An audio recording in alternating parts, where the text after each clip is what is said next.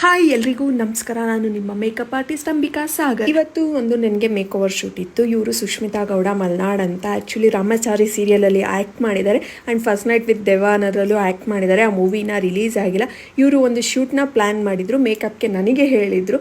So ನಾನು ಇವರು first ಇವ್ರ ಮನೆಗೆ ಹೋಗಿ ಮೇಕಪ್ನ ಮಾಡಿದೆ. ಮೇಕಪ್ ತುಂಬ ಸಿಂಪಲ್ ಆಗಿರಲಿ, ಡ್ರೆಸ್ ತುಂಬ ಗ್ರ್ಯಾಂಡ್ ಇದೆ ಅಂತ ಹೇಳಿದ್ರು. ಓಕೆ ಫೈನ್ ಅಂತ ನಾನು ತುಂಬಾ ಸಿಂಪಲಾಗಿ ಮಾಡಿದೆ.